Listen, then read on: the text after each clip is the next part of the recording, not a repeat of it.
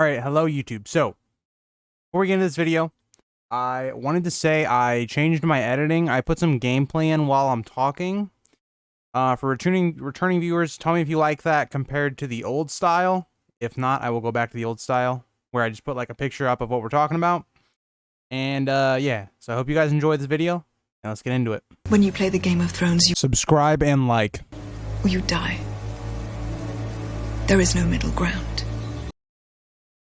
Alright, hello YouTube. So, we're back on the Grease Goblins channel, and if you guys didn't see from the title, we're going to be ranking the A Song of Ice and Fire books. So I've ranked basically the seasons in the show. Thought I would finally do the books, and yeah. So if you guys would like to see more of this content, subscribe, like, comment, you know, do the normal stuff. And yeah, getting into this video, I want to preference this saying that this is my personal opinion. Honestly, I don't think there is a wrong opinion to this, because I think a lot of people will look at different plot lines and like them better than others. So yeah, let me know in the comments what your rankings of the books are. And yeah, so starting off, I think A Feast for Crows is, I'm not gonna say the worst, but, well, I guess technically it's the worst off my rankings, but I would say it is the least powerful, I guess, is how I'm gonna put it.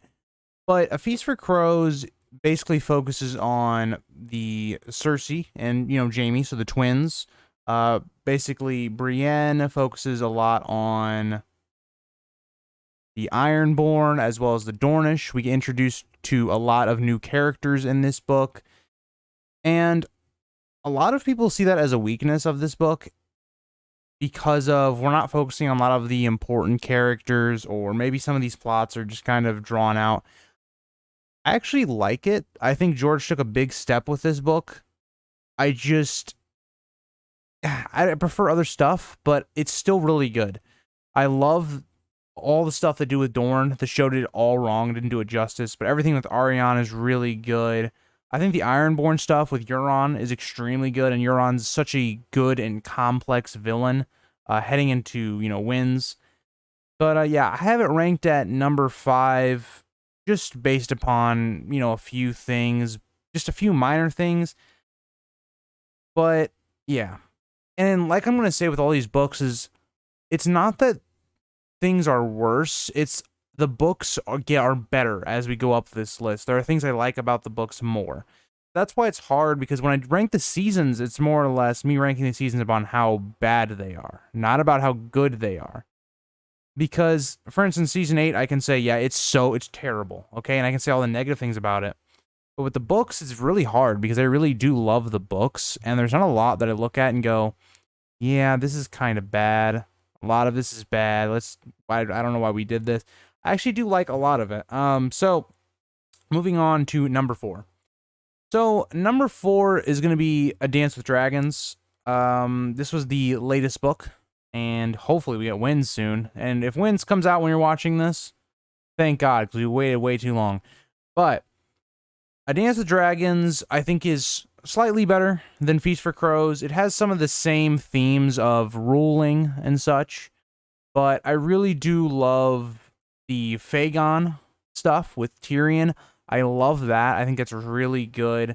Wasn't a fan of some of the Tyrion stuff early in the book, where he's just kind of being drunk and stuff like that all the time, but it's good character development for Tyrion. I don't know, sometimes it's hard to read when I go back, but you know, I love Jon's stuff in this book as well, just seeing him try to rule as the Lord Commander and making all these bad decisions, even though morally they're probably good. But you're seeing how he's doing the same thing that Ned did, where he's kind of not playing the political game the best, and it ends up costing him by the end of the book. So, love that whole storyline. I love everything in the North. The North is easily my favorite plotline of the last 2 books. I love everything that goes on, the scheming, the Northern conspiracy. If you guys want me to do a video about that as well, I just thought about that as I'm recording this. That might be a video we do in the future. Everything with, you know, Theon or Reek is really good. The Boltons are great villains, as always. Love Stannis. He's my guy, my favorite. Everything in the North is really good. Daenerys, again, still good. It's her ruling.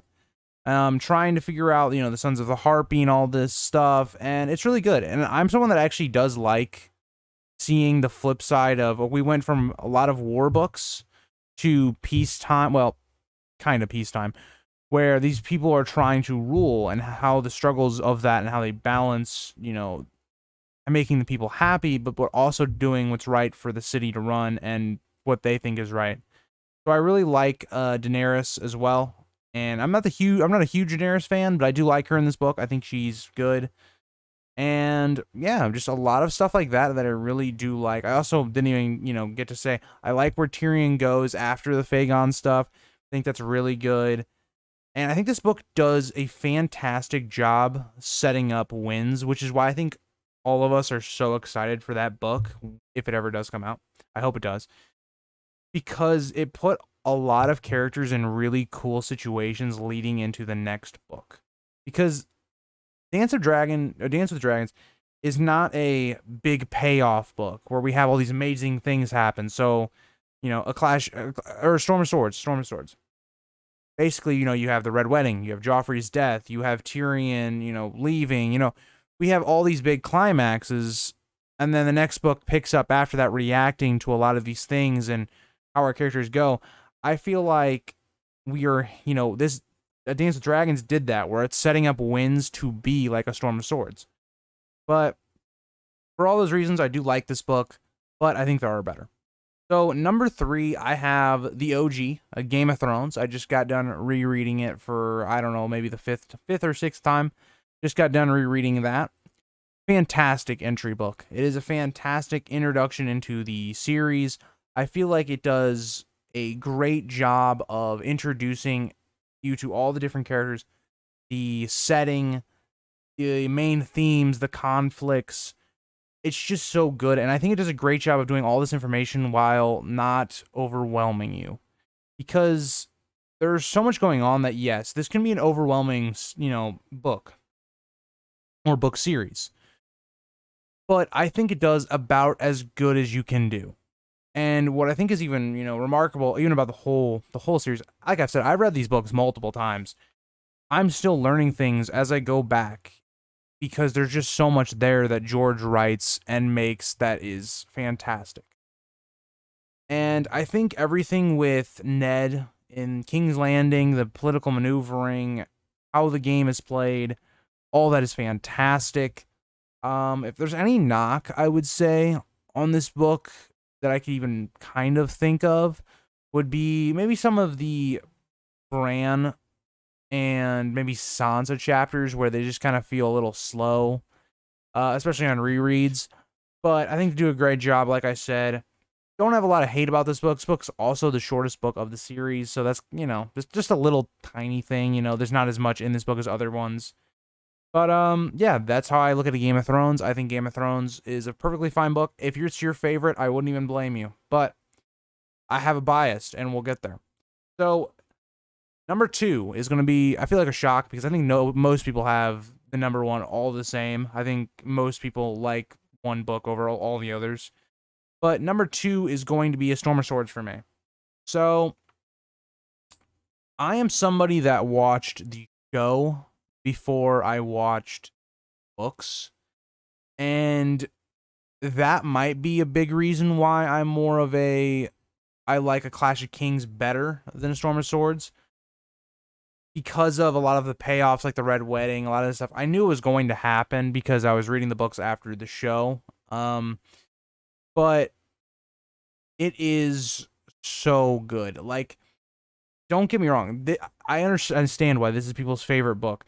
The entire King's Landing stuff, you just want to keep reading it. You don't want it to switch to another perspective. It is so good. There's so much tension, so much political maneuvering, so much plotting go around. That is prime of Song of Ice and Fire, is everything that happens in King's Landing in this third book. And like I said, everything with, Catelyn and Robb and leading towards the Red Wedding is fantastic. I still get chills reading the Red Wedding. It just, when I reread the books and I know the Red Wedding's coming, when I get to that chapter, I literally have to set out a time because I know I'm going to be depressed as hell after reading that chapter. It is just fantastic. And don't get me wrong, the show did a really good job of doing it as well, but being inside Catelyn's mind while all this is going down, it is horrible. Like, it's something like straight out of like a horror movie. That is great. Joffrey's death is fantastic. Everything Arya does in this book is great. I really have no knocks on this book. I think it is a perfect book. If you want me to be completely honest, I think it's a perfect book.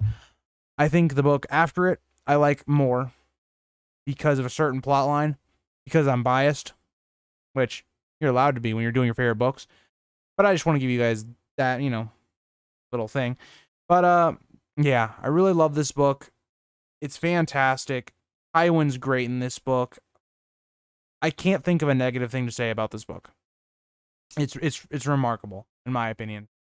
So that leads us to my favorite book, my number one being A Clash of Kings.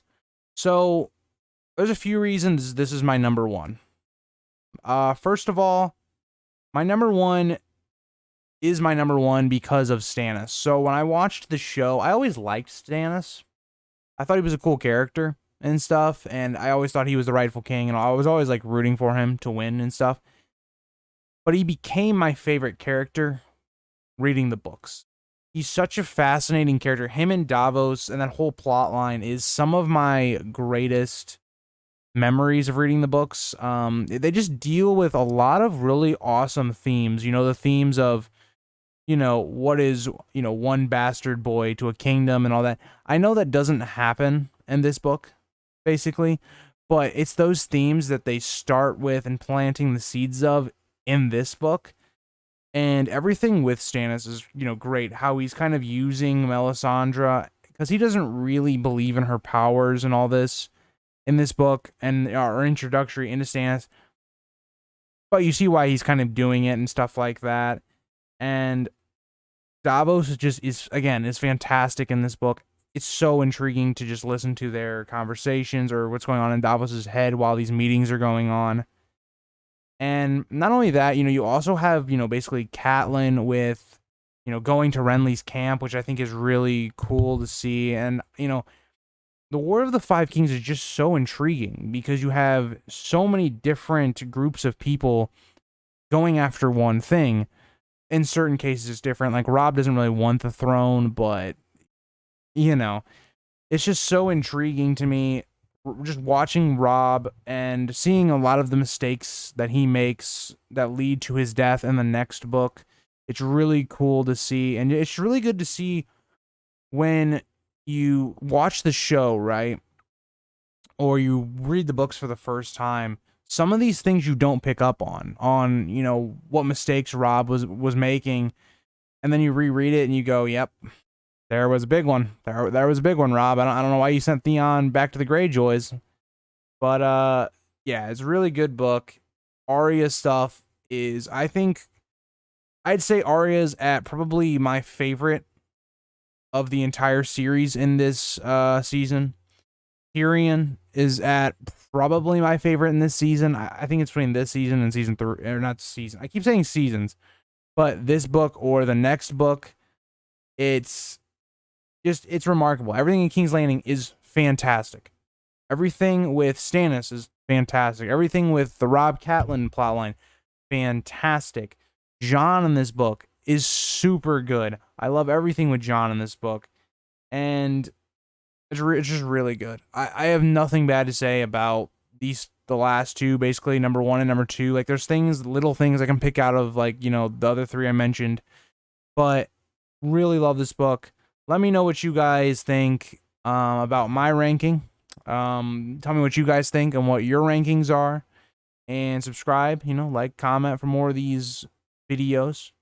Do a Song of Ice and Fire videos, I would say 5 times a week, I would say now. But yeah, hope you guys all enjoyed, and I will see you in the next one.